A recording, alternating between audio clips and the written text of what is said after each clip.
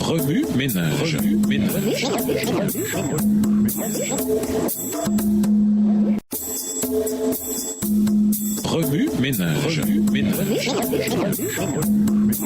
Bienvenue à votre émission Remue ménage. Nous sont de lundi, interprétés, deux groupes.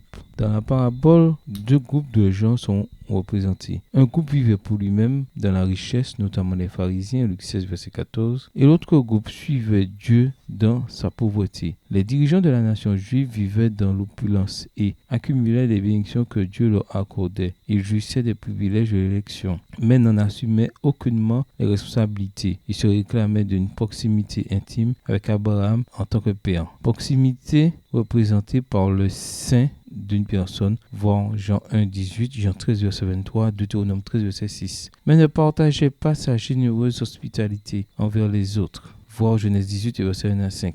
Dans la parabole, l'homme riche s'adressa à Abraham en tant que père et Abraham s'adressa à l'homme riche en tant que fils. Luc 16, verset 24, 25, 27 et 30 et Jean 8, verset 39. Tous les espoirs des pharisiens étaient centrés sur Abraham et non sur Dieu. Voir Jean 8 et versets 31 à 59. Lazare représente ici les pauvres qui souffrent et qui croient en Christ. Selon la parabole, il mangeait les miettes qui tombaient de la table de l'homme riche et les chiens léchaient ses plaies. Luc 16 et versets 19 à 21. Soulignant ainsi sa pauvreté et sa souffrance. Cette histoire ne correspond pas à la réalité pour de nombreuses raisons. Selon les Écritures, les morts sont dans la tombe et non en enfer. Jean 5 versets 28 et 29. Les injustes sont rejetés dans les temps de feu à la fin des siècles et non à leur propre mort. Matthieu 13 versets 40 à 43, Matthieu 25 versets 31 à 34 et les versets 41 à 46, Apocalypse 21 verset 8, Apocalypse 20 verset 1 à 15. Quant aux justes, ils n'iront pas dans le sein d'Abraham à leur mort. C'est lorsque Jésus reviendra qu'ils seront emmenés au ciel par les anges. Matthieu 24 verset 31. La Bible interdit toute tentative de communication des vivants avec les morts. Lévitique 20 verset 27, Ésaïe 8 verset 19 et 20. Et cependant, l'homme riche demanda à Abraham d'envoyer Lazare d'entre les morts pour avertir ses frères de se repentir. De plus, dans cette parabole, l'homme riche demanda à Abraham d'envoyer Lazare d'entre les morts pour avertir ses frères de se repentir. De plus, dans cette parabole, l'homme riche avait des parties de son corps dans l'Hadès et le pauvre Lazare des parties du corps dans le sein d'Abraham, doigts, langue, yeux. Si leur corps avait été déposé dans la tombe, pourquoi aurait-il eu des parties de leur corps dans le sein d'Abraham et dans l'Hadès? Le regretté Robert Murray,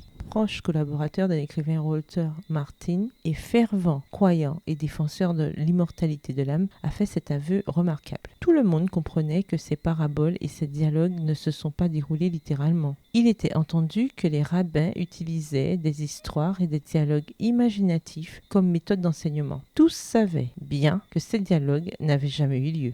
Jésus, utilisait simplement la méthode du dialogue pour faire passer le concept qu'il n'y a pas d'échappatoire au tourment, pas de seconde chance, et que nous devons croire les Écritures dans cette vie pour être sauvés. Texte tiré du livre Death and the Afterlife, à la page 85, livre écrit par Robert A. Murray. Ménage, après avoir regardé votre texte écrit et annoté, quels éclairages particuliers vos notes semblent-elles indiquer dans l'ensemble? Quelles questions émergent après l'étude de la leçon d'aujourd'hui? Quelle partie trouvez-vous difficile? Quels autres principes et conclusions découvrez-vous? Bien que nous puissions nous identifier à Lazare, se pourrait-il que nous ressemblions davantage à l'homme riche? En quoi? Au revoir. Et à demain si Dieu veut.